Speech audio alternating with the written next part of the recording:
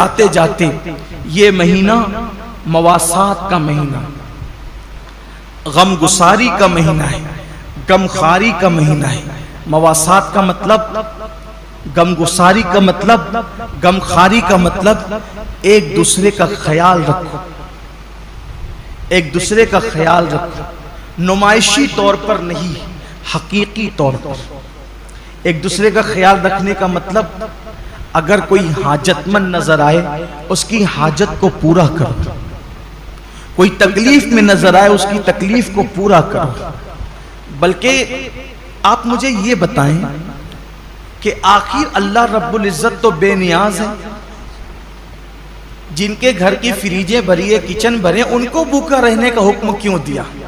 कभी सोचा रोजे का फलसफा क्या है कि दिन भर तुम्हें भूखा प्यासा रहना, सब कुछ है फिर भी भूखा प्यासा रहना?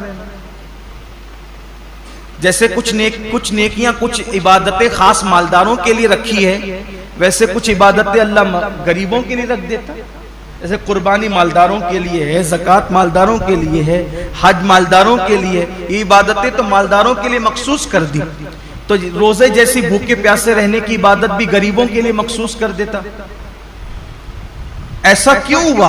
सब रोजा रखो, सबको भूखा प्यासा क्यों रखवा रहा है? और वजह यह है कि मालदार लोग 11 महीने पेट भर के हलक तक खाते हैं, तो उनको पता नहीं होता है कि भूखों की भूख क्या होती है। जो बंदा जिस तकलीफ से गुजरेगा नहीं, उसको उस तकलीफ का एहसास कभी नहीं होगा। जो यतीम नहीं था, उसको यतीमों का दर्द कभी पता नहीं चल सकता। जो गरीब नहीं हो, उसको गरीबों का दर्द कभी पता नहीं चल सकता। जो पैदाइशी मालदार हो उनकी फिक्र में, और जो गरीबी से मालदार की तरफ आए हैं उनकी फिक्र में जमीन आसमान का फर्क है।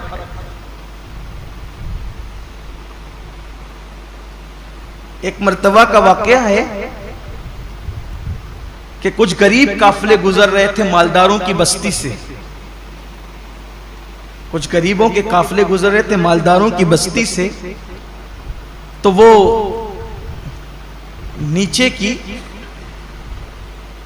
पड़ी हुई रोटियां उठा उठा करके खा रहे थे। तो मालदारों के बच्चों ने उनको देखा तो अपने बाप से पूछा कि ये लोग नीचे की रोटी पड़ी हुई क्यों उठा के खाते हैं? तो बाप ने जवाब दिया, बेटे इनको रोटी नहीं मिली इसलिए ये रोटी उठा के खाए। तो कहा, अब्बा इनको रोटी नहीं मिले तो इन्हें चाहिए था कि ये दुकान से केक खरीद लेते। अब उस बच्चे को क्या पता कि जिन्हें रोटी नसीब नहीं वो केक कहां से खरीदेंगे, लेकिन उसकी सोच थी चूंकि वो मालदार घर में पैदा है। तो जो गुर्बत, इसीलिए अल्लाह ने अपने महबूब सल्लल्लाहु अलैहि वसल्लम को यतीम पैदा फरमाया। इसीलिए अल्लाह ने अपने महबूब सल्लल्लाहु अलैहि वसल्लम की परवरिश गरीब घर में फरमाई। क्यों?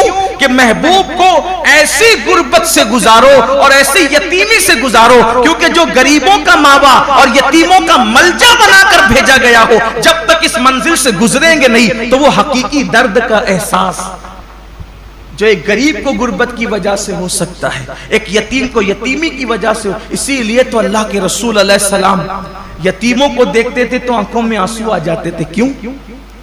इसलिए कि हुजूर खुद यतीमी से गुजरे थे, वो दुर्रे यतीम थे।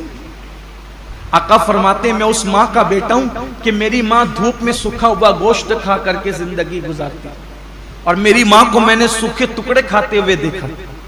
अल्लाह के रसूल अलैहिस्सलाम ये फरमाते। तो ये रोजे जो रखाए जाते हैं 1 महीने तक, उसकी बहुत सारी हिकमतों में से एक हिकमत ये भी है, 11 महीने तक पेट भरकर खाने वालों, जरा 1 महीने भूखे रहकर देखो कि दुनिया के अंदर जो कौम रोटी के टुकड़े को तरस रही है, आखिर भूख किस चीज का नाम है, ताकि उनकी भूख का तुम्हें एहसास हो।